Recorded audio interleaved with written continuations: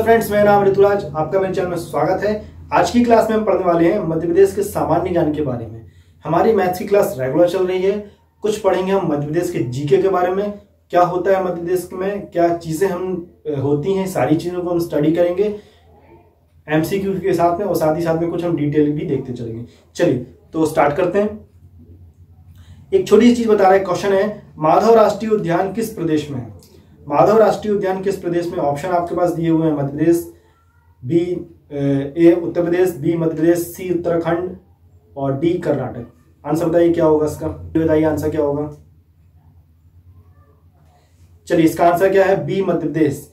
अब इसके बारे में कुछ चीजें जान लेते हैं। क्या बता रहा है, माधव राष्ट्रीय उद्यान जो है मध्य प्रदेश के शिवपुरी जिले में है और ग्वालियर क्षेत्र में आता है। दो जगह पे है यहाँ पे, मतलब इसका जो क्षेत्र है वो कहाँ कहाँ पर है, मध्य प्रदेश के शिवपुरी जिले में और साथ ही साथ में ग्वालियर के क्षेत्र में भी ये कॉन्साइड करता है। यह उत्तर पश्चिम मध्य प्रदेश में है और इसका जो क्षेत्रफल है वो कितना है, 354 वर्ग किलोमीटर में फैला हुआ है। यहाँ अनेक जंगली पर्वत, घास के मैदान हैं, बहुत घने यहाँ पर आपको मिल सकते हैं। यहाँ पे जंगल वगैरह, जंगल जो है, यह जैव विविधता संपन्न क्षेत्र है। यहाँ पे सभी प्रकार के जीव जंतु जानवर सभी यहाँ पे मिल जाएंगे आपको। ये पूरा कंप्लीट एक बायो रिजर्वेस है। यहाँ खैर, सलाई, धावड़ा आदि के पेड़ पाए जाते हैं और साथ ही साथ में चिंकारा, चीतल, नीलगाय, सांभर, चौसिंगा आदि जानवर भी यहाँ पे पाए जाते हैं। चलिए नेक्स्ट क्वेश्चन देखते हैं क्या बता रहा है। निम्नलिखित में से कौन सी नदी का उद्गम स्थल मध्य प्रदेश में नहीं है। पहला है हमारा चंबल, दूसरा है बनास, तीसरा है वैनगंगा और चौथा है हमारा शिप्रा। तो ये आपको पता होना चाहिए कि मध्य प्रदेश की नदियां कौन कौन सी हैं। तो यहाँ पे आप देख के बता सकते हैं कि यहाँ पे चंबल जो है वो कहाँ की नदी है। चंबल पूरा हमारे एमपी में क्षेत्र फेमस ही है, डकैत एरिया माना जाता था हमारा चंबल। बीहड़, इसके नाम पे एक मूवी भी बनी थी हमारी, पान सिंह तोमर नाम की, तो वो चंबल के बीहड़ क्षेत्रों से ही थी। तो भाई जब वो नदी जगह ही वहां है तो नदी तो वहां होगी। चंबल हमारा यहीं पे। चलिए शिप्रा नदी हमारी जो है कहाँ मिलती है, हमारी शिप्रा नदी जो है हमारी उज्जैन में है। उज्जैन में क्या होता है, उज्जैन में हर 12 साल में कुंभ होता है। क्या होता है, कुंभ होता है। कहां पर, उज्जैन में। हर 12 साल में शिप्रा नदी पर ही होता है, ध्यान रखिएगा। शिप्रा नदी जो है हमारी, शिप्रा नदी पर होता है। और उज्जैन में एक और फेमस चीज क्या है हमारी यहाँ पे, उज्जैन में और फेमस चीज क्या है हमारी यहाँ पे, यहाँ पर महाकालेश्वर मंदिर भी है। महाकालेश्वर मंदिर है। अब उज्जैन के महाकालेश्वर मंदिर के बारे में और क्या फेमस चीजें हैं, सारी चीज हम एक एक करके देखते चल रहे हैं। तो ये हमारा जो वीडियो है इसलिए अच्छा है, इसलिए मैं आपको बता रहा हूं कि यहाँ पे हम एमसीक्यू तो पढ़ने ही वाले हैं, साथ ही साथ में जो क्वेश्चन हमारे निकल के आने वाले, कुछ इन्फॉर्मेशन निकल के आने वाली, वो सारी चीजें हम देखने वाले हैं। अब महाकालेश्वर के बारे में और क्या प्रचलित चीज है, नंबर एक चीज ये कि यही एक सिर्फ इकलौती जगह है जहां पे क्या होती है, भस्म आरती होती है।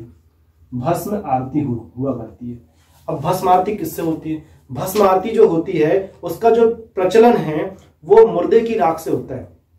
रोज ताजा मुर्दे की राख चाहिए पड़ती है, उसी से क्या होती है, भस्म आरती होती है महाकालेश्वर जी की। परंतु अब समय को देखते हुए और कुछ हमारे जो शासन के निर्देशों के अनुसार यहाँ पे चेंजेस करना पड़ा। इस वजह से क्या होता है, यहाँ पे कंडे की राख का यूज किया जाता है। क्या होता है, कंडे की राख से भस्म आरती होती है। ये जो भस्म आरती होती है सुबह के टाइम पर ही होती है और ये कंडे की राख से होती है। पहले किससे होती थी, मुर्दे की राख से हुआ करती थी। चलिए तो ये हो गया हमारा महाकालेश्वर के बारे में। और इसके साथ में और यहाँ पे कुछ चीजें, इंपॉर्टेंट चीज क्या है यहाँ पे, उज्जैन में शिप्रा नदी जो है, शिप्रा नदी यहाँ पे पाई जाती है। यहाँ पे एक चीज और आती है, यहाँ पे नर्मदा शिप्रा लिंक भी है। नर्मदा शिप्रा लिंक भी है यहाँ पे, मतलब ये कि यहाँ पे नर्मदा नदी को शिप्रा नदी में लाके जोड़ा गया है। तो यहाँ पे नर्मदा शिप्रा लिंक कहाँ पे है, हमारा उज्जैन में है। तो ये छोटी छोटी चीजें हमको यहाँ पे सारी चीज पता होनी चाहिए। तो इस क्वेश्चन पे वापस आते हैं। क्या बोल रहा है, निम्नलिखित में से कौन सी नदी का उद्गम स्थल मध्य प्रदेश में नहीं है। तो यहाँ पे बनास नदी जो है वो राजस्थान के अलावरी पर्वत से निकलती है। चंबल इंदौर के महो कस्बे से है। ठीक है, यहाँ पे मैं सारी चीजें बता दे रहा हूँ। चंबल कहाँ पे हमारा, महो कस्बे में आता है, इंदौर के एक कस्बा है उसके अंदर आता है। शिप्रा नदी है जो वो धार के विंध्य क्षेत्र से निकलती है, और वैनगंगा जो नदी है सयोनी जिले से होती हुई सतपुड़ा से निकलती है। तो ये सारी चीजें यहाँ पे क्या थी, यहाँ पे सिर्फ हमारा मिसिंग क्या था, यहाँ पे बनास नदी जो है वो राजस्थान की नदी है, अरावली पर्वत से निकलती है। चलिए नेक्स्ट क्वेश्चन देख लेते हैं क्या बता रहा है। मलच खंड खदान किस खनिज से संबंधित है। हमारे एमपी बहुत सी खदानें हैं, कोयला की खदान भी है हमारी, और भी खदानें हैं यहाँ पे। तो यहाँ पे एक बहुत इंपॉर्टेंट और फेमस खदान जो है मलच खंड। मलच खंड खदान जो है वो किस खनिज से संबंधित है ये आपको बताना है। तो यहाँ पे ऑप्शन लिखे हुए हैं, ए बॉक्साइट, बी है तांबा, सी मैग्नीज, डी है लाइमस्टोन। ऑप्शन आपके पास लिखे हुए हैं, बताइए कमेंट में मुझे आंसर बताइए क्या आएगा। चलिए आपको बताता हूं, इसका आंसर जो है वो मलच खंड खदान जो है मध्य प्रदेश के बालाघाट जिले में है, जो एशिया की सबसे बड़ी तांबे की खदान है। आंसर क्या है यहाँ पर हमारा बी। तो यहाँ पे चीज क्या मिल गई हमको यहाँ पे कि मध्य प्रदेश में बालाघाट जिले में यहाँ पे तांबे की खदान है, जिसको हम बोलते हैं मलच खंड खदान। और सबसे इंपॉर्टेंट चीज यहाँ पे क्या मिल रही है यहाँ पे कि ये एशिया की सबसे बड़ी तांबे की खदान है। क्या है यहाँ पे, सबसे बड़ी तांबे की खदान, तांबे की खदान है, सबसे बड़ी। क्लियर हो गई बात, सबसे बड़ी क्या है, तांबे की खदान है। क्लियर है। चलिए आगे बढ़ते हैं, नेक्स्ट क्वेश्चन। भगोरिया लोक नृत्य जो है मध्य प्रदेश की किस जनजाति से संबंधित है। यहाँ पे अब कुछ जनजातियों के बारे में भी बताऊंगा मैं आपको। तो यहाँ पे क्या बता रहा है कि मध्य प्रदेश में भगोरिया नृत्य जो है वो किस जनजाति से संबंधित है, आपको ये बताना है। ऑप्शन आपके पास लिखे हुए हैं, आप कमेंट में मुझे बताइए क्या आएगा। पहला है भील, दूसरा है गौड़, तीसरा है बैगा और चौथा है सहारिया। चलिए बताइए, आंसर है हमारा क्या यहाँ पे भील। भील जातियों की जो लोक नृत्य होता है वो क्या होता है, भगोरिया होता है। भगोरिया नृत्य जो है भील जनजातियों का नृत्य कहलाता है। मैं आपको डिटेल में इसके बारे में और बताऊंगा, आप निश्चिंत रहिए इन सब चीजों से कि किस किस जाति के क्या क्या नृत्य होते हैं, सारी चीजें मैं आपको डिटेल बताने वाला हूं। चलिए तो आगे बढ़ते हैं। नेक्स्ट क्वेश्चन क्या बोल रहा है, निम्नलिखित में से कौन सा बांध बेतवा नदी पर नहीं है। निम्नलिखित में से कौन सा बांध बेतवा नदी पर नहीं है, आपको ये बताना है। ऑप्शन लिखा हुआ है राजघाट बांध, दूसरा है परीक्षा बांध, माता टीला बांध, बाण सागर बांध। तो ऑप्शन आपके पास लिखे हैं, आंसर मुझे बताइए क्या होगा। आंसर होगा डी, बाण सागर बांध। ये कहां पर है, बेतवा नदी पर नहीं बोल रहा है, ठीक है। तो बाण सागर बांध जो है मध्य प्रदेश के शहडोल जिले में से निकलती हुई नदी जो है सोन नदी, वहां से निकलती है, जिससे मध्य प्रदेश, उत्तर प्रदेश और बिहार की सिंचाई को पानी मिलता है। सोन नदी जो है यहाँ पे आपको बता दूं अमरकंटक के पास से ही निकलती है। ये तीन जो नदी है यहाँ पे, ये एक ही जगह से इनका उद्गम स्थल माना जाता है लगभग। तो ये जो नदियां हैं कौन कौन सी होती हैं, तीनों की मैं बात करता हूँ। इनको तीन बहनें भी बोला जाता है, तीन बहनें भी बोलते हैं इनको, नर्मदा, सोन और तीसरी हमारी भद्र। कौन सी, नर्मदा, सोन, भद्र। नर्मदा, सोन और भद्र। यहां पे काम की चीज क्या है हमारी यहाँ पे कि सोन और जो भद्र नदियां जो हैं और नर्मदा जो है, इन दोनों में डिफरेंस क्या होता है, निकलती एक ही जगह से, निकलना इनका जो है, जो इनका जो उद्गम स्थल है वो एक ही जगह पे है, परंतु होता क्या है, ये जो नदी जो है सोन और भद्र नदी जो है दोनों मिलकर आगे किस तरफ जाती है, बंगाल की खाड़ी में जाती है। कहां जाती है, बंगाल की खाड़ी जाती है। मतलब ये पश्चिम से पूर्व की तरफ चल रही है। कहां से जा रही है, पश्चिम से ये पूर्व की तरफ चलती हैं, पश्चिम से ये पूर्व की तरफ चलती हैं। कहां जाती हैं, बंगाल की खाड़ी में जाती हैं। बंगाल की खाड़ी में इनका विसर्जन होता है, वहां जाती हैं, खत्म होती हैं। और जो नर्मदा जो है वो उल्टी चलती है, नर्मदा जो है उल्टी चलती है। यही एक लौती नदी है जो हमारी मध्य प्रदेश से उद्गम होने के बाद भी कहां से जा रही है, जी उल्टी चलती है। सारी नदी, लगभग भारत की सारी नदियां जो हैं, हमारी उत्तर भारत की सारी नदियां जो हैं, उत्तर और मध्य भारत की सारी नदियां जो हैं वो कहां से चलती हैं, उत्तर पश्चिम से लेके हमारी दक्षिण पूर्व की तरफ जाती है। मतलब हमारा जो बंगाल की खाड़ी है वहां पर हमारी जाती है, खत्म होती है। पर इकलौती नदी कौन सी हमारी, नर्मदा। ये कहां से, अमरकंटक से निकलती है। अमरकंटक से निकलती है, अमरकंटक से उद्गम, ये तीनों का उद्गम स्थल अमरकंटक, ये अमरकंटक से निकलती है। फिर इसके बाद फिर आगे बढ़ती हुई चलती आती है डिंडोरी, नरसिंहपुर और जबलपुर, ओकारेश्वर वगैरह सारा होते हुए गुजरात होते हुए कहाँ निकलती है हमारी, ये निकल जाती है हमारी कहाँ पे, गुजरात के पास यहाँ पे खंबात की खाड़ी में गिरती है। कहाँ पे गिरती है? खंबात की खाड़ी में, खंबात की खाड़ी में। क्लियर हो गई बातें? क्लियर है बातें? चलिए, तो यहाँ पे मैंने आपको सारी चीज बता दी। अब इस क्वेश्चन में क्या बोला था, बाणसागर बांध के बारे में बात कर रहा था। तो बाणसागर से कहाँ कहाँ सिंचाई होती है? मध्य प्रदेश, एमपी, बिहार, और तीसरा कौन सा हमारा यहाँ पे, उत्तर प्रदेश, यूपी। इन तीन प्रदेशों में सम्मिलित रूप से सिंचाई का इसका यूज होता है, इस नदी से, इस पानी से। चलिए आगे बढ़ते हैं। क्वेश्चन बता रहे हैं यहाँ पे, कुमार गंधर्व पुरस्कार किस क्षेत्र से संबंधित है? कुमार गंधर्व जो पुरस्कार है वो किस क्षेत्र से संबंधित, आपको ये बताना है। ऑप्शन आपके पास लिखे हुए हैं, संगीत, नृत्य, नाटक और साहित्य। चलिए ऑप्शन देखते हैं। आंसर क्या है हमारा यहाँ पे, संगीत से। कुमार गंधर्व मध्य प्रदेश के देवास जिले से है, ये एक संगीतकार थे। इनका निधन 1992 में हुआ था। कुमार गंधर्व पुरस्कार उन्हीं के नाम पर दिया जाता है। तो ये हो गया हमारा यहाँ पे इस क्वेश्चन का आंसर, संगीत के क्षेत्र में दिया जाता है। अब एक और यहाँ पे संगीत के क्षेत्र में बहुत बड़ा जो सम्मान दिया जाता है हमारे मध्य प्रदेश का ही दिया जाता है, ये भी क्वेश्चन में आता है। यहाँ पे कई क्वेश्चन आते हैं। किशोर कुमार सम्मान, किशोर कुमार सम्मान जो है ये भी संगीत के क्षेत्र में मिलने वाला एक बहुत बड़ा सम्मान है, जो कि मध्य प्रदेश सरकार जो है इसको आयोजित करती है। तो ये कहां पे होता है? खंडवा में होता है। किशोर कुमार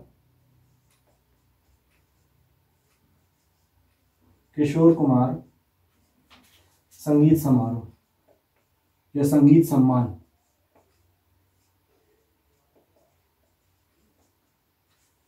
ये कहां पे होता है? खंडवा में होता है। क्योंकि ये कहां के थे? खंडवा के ही थे। किशोर कुमार जी का जन्म जो हुआ था वो कहां हुआ था? खंडवा में हुआ था। खंडवा में कार्यक्रम होता है। तो एक क्वेश्चन यहाँ बन रहा है यहाँ पे, किशोर कुमार संगीत समारोह जो है वो कहां पर होता है? खंडवा में होता है। और कौन आयोजित कराता है? मध्य प्रदेश सरकार, गवर्नमेंट, मध्य प्रदेश सरकार जो है इसको आयोजित कराता है। क्लियर होगी बातें? तो ये भी एक पुरस्कार है संगीत के क्षेत्र में मिलने वाला उच्चतम। चलिए आगे बढ़ते हैं। निम्नलिखित में से कौन सा क्षेत्र मध्य प्रदेश का नहीं, आपको ये बताना है। यहाँ पे कुछ ऑप्शन लिखे हुए हैं, आपको बताना है कि ये कौन कौन से क्षेत्र मध्य प्रदेश में नहीं आते हैं, कौन सा क्षेत्र मध्य प्रदेश में नहीं आता है। पहला है हमारा हदौती, गिर्द, महाकौशल और नीमच। तो ये सारे यहाँ पे लिखे हुए हैं, ऑप्शन आपको दिए हैं, आंसर बताइए आप। चलिए आंसर बताता हूँ। हदौती क्षेत्र जो है वो राजस्थान के बूंदी, कोटा, झलवर जिले में है। हदौती राजस्थान के अंदर है। गिर्द, महाकौशल, नीबर एवं मालवा जो है हमारे मध्य प्रदेश क्षेत्र के ही हैं। महाकौशल क्षेत्र हमारा कहलाता है, जो हमारा जबलपुर वाला जो क्षेत्र है हमारा, उसको हम बोलते हैं क्या बोलते हैं? महाकौशल का क्षेत्र बोलते हैं। नीमर हमारा जो है वो निमाड़ के आसपास कहलाता है, और मालवा निमाड़ के आसपास कहलाता है। गिर्द जो है हमारा वो भी कहाँ है? हमारा बुंदेलखंड के आसपास का क्षेत्र कहलाता है। तो इस प्रकार से हम सारे क्षेत्र यहाँ पे देख चुके हैं। यहाँ पे सिर्फ हमारा कौन सा था? हदौती जो था ये कहाँ था? बूंदी राजस्थान जिले का है। चलिए नेक्स्ट क्वेश्चन में क्या बता रहा है आपका, पवित्र शहर महेश्वर किस जिले में है, ये आपको बताना है। तो ऑप्शन यहाँ पे लिखे हुए हैं, खंडवा, इंदौर, बुरहानपुर, खरगोन। आंसर बताइए कमेंट में आप। चलिए इसका आंसर जो होगा वो क्या होगा हमारा? महेश्वर होगा, खरगोन होगा, खरगोन होगा। महेश्वर को 2014 में पवित्र शहर घोषित किया था। ध्यान रखिएगा, यहाँ पे एक नई चीज हमको यहाँ पे मिली। क्या? 2014 में पवित्र शहर इसको घोषित किया था। किसको? महेश्वर को। यहाँ पर नर्मदा नदी के किनारे और खरगोन जिले में है। यह जो है कहाँ पर है? नर्मदा नदी के किनारे है और खरगोन जिले में है महेश्वर। क्लियर होगी बातें? चलिए नेक्स्ट क्वेश्चन क्या देख रहे हैं, मध्य प्रदेश में सबसे ज्यादा बोली जाने वाली बोली कौन सी है? ऑप्शन लिखे हैं यहाँ पे, बुंदेली, बघेली, निमाड़ी, मालती। चलिए आंसर बताइए। ऑप्शन लिखे हैं बुंदेली, बघेली, निमाड़ी और मालवी। चलिए आंसर है यहाँ पर बुंदेली। बुंदेली बोली जो है मध्य प्रदेश के बुंदेलखंड में बोली जाती है। सबसे ज्यादा बोली जाने वाली बोली, ध्यान रखिएगा, ये जो है बुंदेली जो है सबसे ज्यादा मध्य प्रदेश के जिलों में बोली जाने वाली बोली कहलाती है। जिसमें झांसी, बांदा, चित्रकूट, दतिया, टीकमगढ़, रथ, ललितपुर, सागर, दमोह, औरई, पन्ना, हमीरपुर, महोबा, बांदा, नरसिंहपुर, अशोकनगर, छतरपुर जिले आते हैं। और इसी के साथ साथ में और भी जिले हैं, जैसे कि हमारा जबलपुर हो गया, मंडला हो गया। ये सारी जो हैं, इन सभी जगह पे कौन सी बोली बोली जाती है? हमारी यहाँ पे बुंदेली बोली जाती है। क्लियर होगी बातें? चलिए आगे बढ़ते हैं। नेक्स्ट क्वेश्चन है हमारा, निम्नलिखित में से कौन सी जगह यूनेस्को की विश्व धरोहर नहीं है? कौन सी जगह जो है वो यूनेस्को की विश्व धरोहर नहीं है? सारी यहाँ पे लिखी हुई है, जैसे कि खजुराहो के स्मारक, भीमबेटका के पत्थर, शेल्टर, जो गुफाएं बनी हुई थी यहाँ पे, बहुत सी गुफाएं हैं यहाँ पे। भीमबेटका की जो गुफाएं हैं ये इसको बहुत पुरानी बोला जाता है, मतलब ये पुरापाषाण काल के समय की बताई जाती है यहाँ पे। नेक्स्ट है हमारा सांची के बुद्धिस्ट स्मारक, और फिर है हमारा विदिशा के उदयगिरी की गुफाएं। आपको ये बतानी है यहाँ पे। तो यहाँ पे आंसर क्या होगा हमारा? विदिशा की उदयगिरी की गुफाएं, यही जो है, यही बस क्या है हमारी यहाँ पे यूनेस्को की वर्ल्ड हेरिटेज में शामिल नहीं है। बाकी की सारी जो है हमारी वर्ल्ड हेरिटेज में शामिल है। इसमें से इंपॉर्टेंट चीज क्या हो गई हमारी यहाँ पे? खजुराहो के स्मारक को 24 जनवरी 1989 को 1989 को, भीमबेटका को 2003 को, जबकि खजुराहो को 15 अक्टूबर 1982 को विश्व धरोहर घोषित किया था। तो ये सारी क्या थी? विश्व धरोहर है। सिर्फ हमारी कौन सी वाली बची? विदिशा जो है वो नहीं है, इसलिए मैंने यहाँ पे आपको ये चीज बता दी। चलिए आगे बढ़ जाते हैं। नेक्स्ट क्वेश्चन क्या बोल रहा है? भगवान शिव का ओंकारेश्वर कहाँ है? भगवान शिव का मंदिर ओंकारेश्वर कहाँ पर है? ऑप्शन है हमारे पास इंदौर, खंडवा, शिवपुरी, नीमच एवं शिवपुरी एवं नीमच। चलिए आंसर बताइए कमेंट में। चलिए इसका आंसर मैं बताता हूं। इसका आंसर है शिवपुरी। भगवान शिव का ओंकारेश्वर मंदिर, जो कि 12 ज्योतिर्लिंगों में से एक माना जाता है, मध्य प्रदेश के खंडवा जिले में। मध्य प्रदेश के खंडवा जिले में है, 12 ज्योतिर्लिंगों में से एक माना जाता है यहाँ पे। क्लियर होगी बातें? चलिए आगे बढ़ जाते हैं। नेक्स्ट क्वेश्चन क्या बोल रहे हैं? निम्नलिखित में से कौन सा जिला नर्मदा नदी के मार्ग में नहीं है?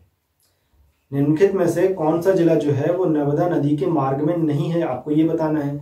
तो यहाँ पे क्या बता रहे हैं? यहाँ पे पहला जो हो गया हमारा मंडला, दूसरा देवास, खरगोन, विदिशा। ये सारे यहाँ पे ऑप्शन लिखे हुए हैं। आपको ये बताना है कि कौन सा जिला जो है नर्मदा नदी के मार्ग में नहीं आता है। तो विदिशा जिले, ऑप्शन क्या होगा हमारा? डी होगा। क्या? विदिशा। क्योंकि देखिए मंडला में नर्मदा नदी मिलती है, देवास में भी नर्मदा नदी हमारी यहाँ पे मिलती है, खरगोन में भी मिलती है, सिर्फ कहाँ नहीं मिलती हमारी? विदिशा में नहीं मिलती। तो ऑप्शन क्या हो गया? डी, विदिशा। विदिशा जिला जो है मध्य प्रदेश के उत्तर मध्य में, जबकि नर्मदा नदी जो है मध्य प्रदेश के पश्चिम, पूर्व एवं उत्तर में से बहती है। कहाँ से बहती है?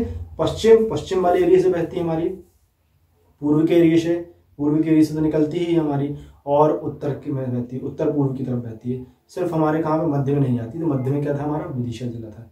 चलिए आगे बढ़ते हैं। ऐसे और जैसे कि विदिशा मतलब भोपाल हो गया, इंदौर हो गया, ये सारे क्या थे हमारे? ऊपर वाले जिले हो गए, मध्य के जिले हो गए। यहाँ पे क्या थी? नर्मदा नदी हमारी नहीं मिलती है।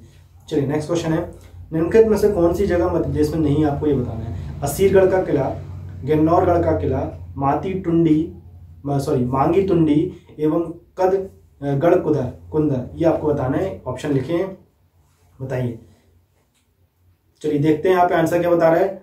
मांगी टुंडी जो है ये क्या है? मांगी टुंडी महाराष्ट्र के नासिक जिले में है। असीरगढ़ का जो किला जो है वो बुरहानपुर जिले में है, और गिन्नौरगढ़ का किला जो है वो रायसेन जिले में है। जबकि गढ़ कुंदर जिला जो है, कुंदर जो किला जो है वो कहाँ पे है हमारा? टीकमगढ़ जिले में। तो ये सारे जो थे हमारे, सिर्फ हमारे कौन से वाले को छोड़ के? मांगी टुंडी को छोड़ के। ये सारे मध्य प्रदेश में थे, इसलिए इसका आंसर हमारा क्या होगा? सी, मांगी टुंडी। चलिए आगे बढ़ते हैं। नेक्स्ट क्वेश्चन बता रहा है यहाँ पे, सीआरपीएफ की स्थापना के लिए मध्य प्रदेश का कौन सा शहर जाना जाता है? ध्यान से सुनिएगा, यहाँ पे बहुत अच्छा क्वेश्चन है। इस क्वेश्चन में आपको मैं दो क्वेश्चन बताने वाला हूँ। तो सीआरपीएफ की स्थापना के लिए मध्य प्रदेश का कौन सा शहर जाना जाता है? ऑप्शन है हमारे पास भोपाल, रतलाम, शिवपुरी एवं नीमच।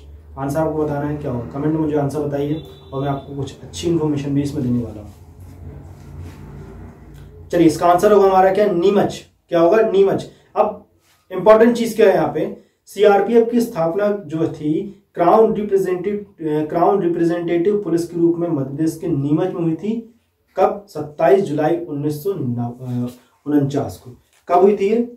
इसकी जो स्थापना हुई थी वो कब हुई थी? 27 जुलाई 1939 में हुई थी।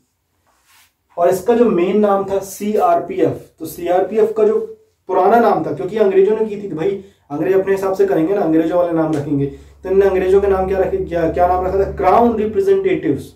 क्राउन रिप्रेजेंटेटिव मतलब जो उनका जो सरकारी जो पुलिस हुआ करती थी उनको रिप्रेजेंट करने के लिए उसको बनाई थी क्राउन रिप्रेजेंटेटिव पुलिस। इसके बाद आजादी के बाद इसका नाम जो था केंद्रीय रिजर्व फोर्स कर दिया गया या केंद्रीय रिजर्व पुलिस बल कर दिया गया। चलिए आगे बढ़ते हैं। नेक्स्ट है हमारा ओपियम एल्केलाइट उद्योग के लिए मध्य प्रदेश का कौन सा जिला प्रसिद्ध है? ओपियम एल्केलाइट मतलब क्या होता है? अफीम होता है। क्या होता है? अफीम होता है। तो अफीम के बारे में बात कर रहा है कि इसके लिए मध्य प्रदेश का कौन सा जिला जो है वो प्रसिद्ध है, कौन से उद्योग यहाँ पे मतलब लगे हुए हैं इसके। तो ऑप्शन है हमारे पास रतलाम, मंदसौर, नीमच, शिवपुरी। आंसर बताइए कमेंट में। चलिए आंसर है हमारा यहाँ पे सी, नीमच। ओपियम एल्केलाइट जिसको अफीम बोल सकते हैं, मध्य प्रदेश जो उद्योग जो है उत्तर प्रदेश के गाजीपुर में और मध्य प्रदेश के नीमच जिले में है, अफीम के उद्योग। ठीक है, चलिए नेक्स्ट हमारा देखते हैं यहाँ पे क्वेश्चन। नेक्स्ट क्वेश्चन बोल रहा है मध्य प्रदेश सरकार की कल्प वृक्ष योजना किससे संबंधित है? कल्प वृक्ष योजना किससे संबंधित है? तो ऑप्शन है हमारे यहाँ पे रेशम के लिए, बेहतर गुणवत्ता कीड़े में प्रजनन, बी है डेयरी एवं पशुपालन के विकास के लिए, अनुसूचित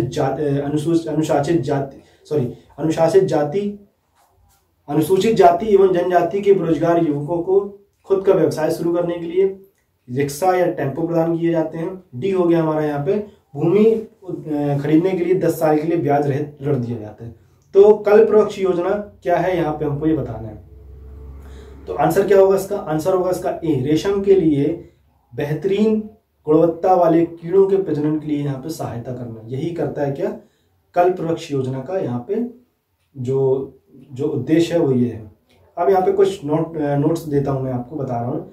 कल्प वृक्ष योजना जो है रेशम के लिए बेहतर गुणवत्ता कीड़े के प्रजनन से संबंधित है। पवन पुत्र स्कीम, सारी स्कीमों की बात कर रहा हूँ यहाँ पे, ठीक है। जितने भी यहाँ पे लिखे हुए थे सबकी मतलब ये जितने भी ऑब्जेक्ट्स लिखे हुए थे इन सबकी जो स्कीम्स हैं क्या क्या है सारी बता रहा हूँ। पवन पुत्र स्कीम जो है अनुसूचित जाति एवं जनजाति के बेरोजगार युवकों को खुद का व्यवसाय शुरू करने के लिए ऑटो या टेम्पो रिक्शा प्रदान करने के लिए की जाती है। वसुंधरा स्कीम जो है भूमि ऋण एवं माधवन योजना जो है दुग्ध एवं पशुबल से संबंधित है। यहाँ पे मैंने सारी आपको चीजें बता दी कौन सी योजना किस क्षेत्र से संबंधित है। चलिए नेक्स्ट क्वेश्चन देख लेते हैं क्या बता रहा है। निम्नलिखित जानकारी के आधार पर निम्नलिखित जानकारी का ध्यान दीजिए, क्या बता रहा है यह ग्वालियर का प्रमुख लोक नृत्य है। यह दिवाली से कार्तिक पूर्णिमा तक आयोजित होता है। तीसरा है यहाँ पे नर्तक धोती पहनकर और मोर के पहनावे में नाचते हैं। यहाँ पे कुछ चीजें बता रहा है। फिर ढोलक, छाछ, मंजीरा, मृदंग मुख्य रूप से बजाए जाते हैं। इसे बुंदेलखंड का यादव नृत्य भी कहा जाता है।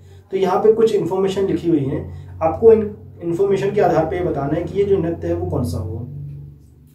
ऑप्शन लिखे हुए यहाँ पे बरेडी, दूसरा है जावरा, लहंगी और अहिरी। ऑप्शन आपके पास लिखे हुए हैं, आप इसका ऑप्शन में बताइए क्या होगा, आंसर क्या होगा। चलिए बता देता हूं इसका आंसर क्या होने वाला है। इसका आंसर होना है बरेडी। बरेडी जो नृत्य जो है वो मध्य प्रदेश का एक प्रमुख नृत्य है जिसे बुंदेलखंड क्षेत्र में यादव नृत्य भी कहा जाता है। तो ये सारी इंफॉर्मेशन किसकी मिल गई यहाँ पे हमको, बरेडी नृत्य की मिल गई। नंबर एक चीज क्या कि ये कहाँ पे ग्वालियर का प्रमुख नृत्य है, ठीक। दूसरा क्या हो गया, ये दिवाली से कार्तिक पूर्णिमा तक आयोजित किया जाता है। दिवाली से अमावस्या से लेकर हमारा जो कार्तिक की जो पूर्णिमा होती है 15 दिन का जो समय होता है वहां तक इसको नृत्य का आयोजन किया जाता है। नर्तक जो होते हैं वो धोती पहनकर एवं मोर के पहनावे पहनकर इसको नाचा करते हैं, क्योंकि कार्तिक पूर्णिमा के लिए इसको किया जाता था। तो मानते हैं, जो मान्यता है कुछ लोग, कार्तिक के भगवान जो होते हैं उनके लिए कार्तिक मतलब उनका जो वाहन है मोर है, तो इसलिए उनके कपड़े पहन के नृत्य करते हैं। ढोलक, झांझ, मंजीरा, मृदंग आदि ये सारी चीज़ें जो हैं बजाई जाती हैं और बुंदेलखंड में इसको यादव नृत्य भी बोला जाता है। चलिए नेक्स्ट क्वेश्चन देखते हैं। मध्य प्रदेश की कौन सी जनजाति साज वृक्ष एवं बुरह देव की शराब और मुर्गे से पूजा की जाती है? ये बहुत अच्छा क्वेश्चन है। यहाँ पे कौन सी जनजाति है जो साज वृक्ष और बुहर देव की शराब और मुर्गे से पूजा करता है? ऑप्शन है बैंगा, भील, कोल, कोरकू। चलिए आंसर बताइए मुझे आप इसका कमेंट में। चलिए बता देता हूं, इसका आंसर होगा बैगा। तो बैगा जनजाति के जो लोग होते हैं वो क्या करते हैं, इनका जो प्रमुख देवता कौन है बैगा जनजाति का? बुहर देव है। कौन है? बुहर देव। ठाकुर देव, दूल्हा देव, अन्य देवता भी पूजे जाते हैं। ठाकुर देव, दूल्हा देव, अन्य देवता जो होते हैं ये भी पूजे जाते हैं। जो दूल्हा देवता जो हैं ये मेनली जो हैं हमारे बुंदेलखंड के कुछ जो मतलब जो लोग हैं वो भी पूजा करते हैं दूल्हा देव को, और कुछ लोग दूल्हा देव को पूजा करते हैं, ठाकुर देव को पूजा करते हैं, और इसी के साथ साथ में और भी कुछ कुल देवता होते हैं जो मतलब उनके जो जनजाति या जनजाति के जो देवता कहलाते हैं वो होते हैं। साज वृक्ष की पूजा भी की जाती है और बैगा जनजाति के लोग नारियल, बकरी, मुर्गा की बलि देकर उनकी पूजा करते हैं। चलिए तो ये सारी इंफॉर्मेशन यहाँ पे किसकी मिल गई है हमको? यहाँ पे बैगा जनजाति के बारे में मिल गई जो कैसी पूजा करते हैं। चलिए आगे बढ़ते हैं। निम्नलिखित में से कौन सी नदी यमुना नदी की सहायक नदी नहीं है? यमुना नदी की कौन सी सहायक नदी नहीं है? ऑप्शन है यहाँ पे केन, बेतवा, चंबल और तवा। ये सारी चीजें आपको, सारी नदियों के नाम लिखें, आपको बताना है कौन सी नदी जो है वो यमुना की सहायक नदी नहीं है। चलिए बताइए, कमेंट में आंसर दीजिए। चलिए आंसर बताता हूं आपको। आंसर है हमारा डी, तवा। तवा नदी जो है ये मध्य प्रदेश में नर्मदा नदी की सहायक नदी है। बाकी की जो नदियां जो हैं वो सारी कहाँ पे? यमुना की नदियां हैं। हमारी जो चंबल नदी वो भी कहाँ पे जाती है? यमुना नदी में मिलती है। केन नदी, बेतवा नदी, ये सारी नदियां जो है वो यमुना नदी में ही जाकर मिलती हैं। परंतु हमारी जो तवा नदी जो है वो हमारी इटारसी क्या बोलते हैं, होशंगाबाद जिले में जाकर मिलती है। कहाँ से? होशंगाबाद जिले से होते हुए जाती है और ये मिलती कहाँ पे? हमारी नर्मदा नदी में जाके मिल जाती है, वहां पे जाके वो उससे सहयोग कर लेती है। उत्पन्न कहाँ से होती है? सतपुड़ा की श्रेणी से होती है। सतपुड़ा पर्वत जो है वहां से उत्पन्न होती है और जाके खत्म कहाँ पे होती है? हमारी नर्मदा नदी में खत्म होती है, होशंगाबाद जिले में। चलिए आगे बढ़ते हैं। Next question. मध्य प्रदेश में सबसे बड़ी जनजाति कौन सी है? अच्छा क्वेश्चन है, कई बार एग्जाम में आया हुआ है। मध्य प्रदेश में सबसे बड़ी जनजाति कौन सी है? ऑप्शन है यहाँ पे भील, गौड़, बहेरिया और बैगा। चलिए आंसर बताइए कमेंट में। आंसर है हमारा ए, भील। अब यहाँ पे कुछ इंफॉर्मेशन देख लेते हैं। 2011 की जनगणना के अनुसार मध्य प्रदेश की जो 21.1% जनसंख्या जो है जनजातियों की कौन सी है? भील जनजाति की है। इनमें सर्वाधिक संख्या भील की ही है। मध्य प्रदेश के झाबुआ, धार, बड़वानी, खरगोन, अलीराजपुर आदि जिलों में ये मुख्य रूप से पाए जाते हैं। ये सारे जो जगह हैं कौन से? हमारे आदिवासी एरिया कहलाते हैं। ठीक है, ये आदिवासी एरिया कहलाते हैं, जनजाति एरिया कहलाते हैं। और यहाँ पे सबसे ज्यादा जाति कौन सी मिलती है हमको? यहाँ पे भील मिलती है। क्लियर है। गौड़ जनजाति जो है मध्य प्रदेश के बैतूल, होशंगाबाद, छिंदवाड़ा, बालाघाट, शहडोल, मंडला आदि जिलों में ये पाई जाती है गौड़ जाति। चलिए आगे बढ़ जाते हैं। गौड़ जाति जो है हमारी दूसरे नंबर की जनजाति जो है वो मध्य प्रदेश में संख्याओं में है। पहली और कौन सी हमारी? भील जनजाति। दूसरी कौन सी हमारी? गौड़। चलिए आगे बढ़ते हैं। Next question. निम्नलिखित जानकारी पर आधार पर आप आंसर दीजिए। मध्य प्रदेश में केले का सबसे बड़ा उत्पादन, या ताप्ती नदी के किनारे, एक शहर की बात कर रहे हैं यहाँ पे, तो ये पूछ रहा है कि मध्य प्रदेश के केले का सबसे बड़ा उत्पादन यहीं पे होता है, ताप्ती नदी के किनारे पे बसा हुआ है। चलिए ये भी ठीक है। विद्युत करघे उद्योग का सबसे बड़ा हब है ये। विद्युत करघे मतलब जो हमारे जो धागा मतलब जो कपड़े काटने वाला जो होता है ना उसको बोलते हैं करघे। तो ये विद्युत करघे जो इलेक्ट्रिक करघे जो है उसका उद्योग का सबसे बड़ा हब है ये कौन सा जिला है? ऑप्शन है हमारे पास इंदौर, शिवपुरी, बुरहानपुर और छतरपुर। चलिए इसका आंसर बताइए क्या होगा? इसका आंसर है बुरहानपुर। ये सभी जो हैं बुरहानपुर में है। कौन कौन से? केले का सबसे बड़ा उत्पादक, एक ऑप्शन यहाँ पे, एक क्वेश्चन हमको यहाँ बन गया। केले का सबसे बड़ा उत्पादक कौन सा जिला है? बुरहानपुर। चलिए ठीक है। ताप्ती नदी के किनारे बसा हुआ कौन सा है? बुरहानपुर। ठीक। विद्युत करघे का दो टाइप के करघे होते हैं। एक होता है हाथ करघे, जिसको गांधी जी चलाया करते थे, आपने देखा होगा कई फोटोज वगैरह में, तो हाथ से चलाने वाले थे, उसको हाथ करघे बोलते हैं। विद्युत करघे जो होते हैं जिसमें हम सूत को काटते हैं, वो विद्युत करघे कहलाते हैं। मतलब रुई को या धागे से हम कपड़ा जो बनाने का जो प्रोसीजर होता है ना, उसको हम क्या बोलते हैं, करघे से करते हैं। तो ये सबसे बड़ा हब कहाँ पे है हमारा, बुरहानपुर में। क्लियर होगी बातें। चलिए नेक्स्ट क्वेश्चन देखते हैं क्या बता रहा है। मध्य प्रदेश का कौन सा जिला जो है शहद का सबसे बड़ा उत्पादक है? ऑप्शन है मुरैना, छतरपुर, शिवपुरी, होशंगाबाद। चलिए आंसर बताइए। शहद का सबसे बड़ा उत्पादक, चलिए आंसर बता देता हूं। इसका आंसर है हमारा मुरैना। मध्य प्रदेश में मुरैना जो है शहद का सबसे बड़ा उत्पादक है। यहां पर लगभग 2500 किलोग्राम शहद उत्पादन होता है। 2500 किलोग्राम बहुत होता है। तो ये जो है सबसे बड़ा उत्पादन क्षेत्र कहलाता है हमारे मध्य प्रदेश के अंदर शहद का। चलिए नेक्स्ट क्वेश्चन देखते हैं। मध्य प्रदेश की स्थापना कब हुई थी? अब ये जो क्वेश्चन आ रहा है, इस क्वेश्चन के ऊपर मैं आपको बहुत सा डिटेल में चीजें बताने वाला हूं। निश्चिंत रहिए इस चीज को लेके। क्या बता रहा है, मध्य प्रदेश की स्थापना कब हुई थी? तो यहाँ पे मध्य प्रदेश की स्थापना कब हुई थी बता रहा है। ऑप्शन दिए आपके पास, 1 नवंबर 1956, 1 दिसंबर 1956, 1 जनवरी 1956 या 1 अप्रैल 1956। चलिए आंसर बताइए मुझे कमेंट में, क्या होगा इसका आंसर।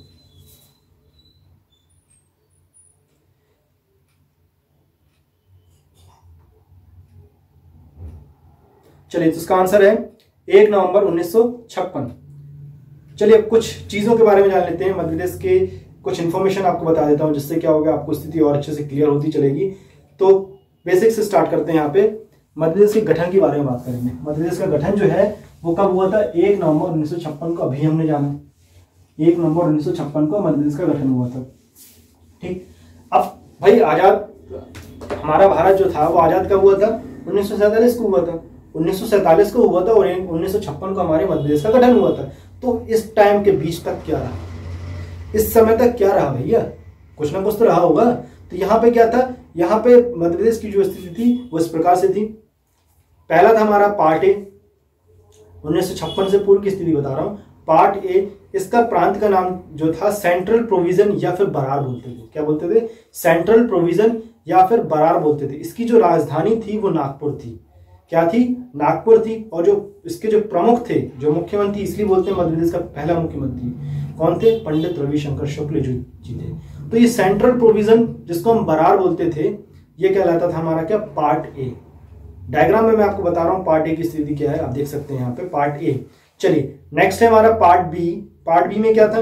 मध्य भारत इसको बोला जाता था। सेकंड क्या था हमारा? पार्ट बी, जिसको मध्य भारत बोला जाता था। इसकी जो राजधानी थी वो क्या थी? इंदौर और ग्वालियर। संयुक्त रूप से इसकी राजधानी क्या थी? इंदौर और ग्वालियर थी। और इसके जो प्रमुख थे वो थे लीलाधर जोशी जी थे। चलिए तो ये था हमारा क्या? 2 पार्ट मैंने बता दिए। अब तीसरा पार्ट क्या होता है ये भी देख लेते हैं। पार्ट सी क्या था हमारा? पार्ट सी था विंध्य प्रदेश, जिसकी जो राजधानी थी क्या थी? रीवा थी। और इसके जो प्रमुख थे वो कौन थे? शंभुनाथ शुक्ल जी थे। 3 चीजें हो गई यहाँ पे। चौथा पार्ट जो था इंपॉर्टेंट है हमारा, जो बहुत बाद में मिलाया गया था और उसमें बहुत ज्यादा मतलब ये रजवाड़े नवाबों की जमीन थी। तो पार्ट सी क्या था हमारा? भोपाल स्टेट बोलते थे। भोपाल स्टेट, इसकी जो राजधानी थी वो क्या थी? भोपाल थी। और इसके प्रमुख कौन थे? डॉक्टर शंकर दयाल शर्मा जी थे। अब ये सब तो हो गया, ये 4 जो अलग अलग प्रोविजन थे, ये 56 से पहले की बात थी। इसके बाद क्या हुआ? इसके बाद ये हुआ कि मध्य प्रदेश सरकार में एक कमेटी बनी। इसके बारे में हम डिटेल में आगे पढ़ेंगे। कमेटी बनी, उन सब ने फिर एक प्रपोजल रखा कि भाई इन सबको अलग अलग ना करके इकट्ठा किया जाए और एक प्रदेश बनाया जाए। तो वहां पे फिर मध्य प्रदेश का गठन हुआ। कब हुआ? 1 नवंबर 1956 को हुआ। क्लियर है? चलिए आशा करता हूं आपको ये मेरा वीडियो पसंद आया होगा। नेक्स्ट वीडियो में हम एमपी के कुछ और ऐसे कुछ क्वेश्चंस को स्टडी करेंगे। हम उनको ऑब्जेक्टिव क्वेश्चन से ही हम वहां पे इसको डिटेल निकालेंगे और उसका हम आगे पढ़ते चलेंगे। Thank you.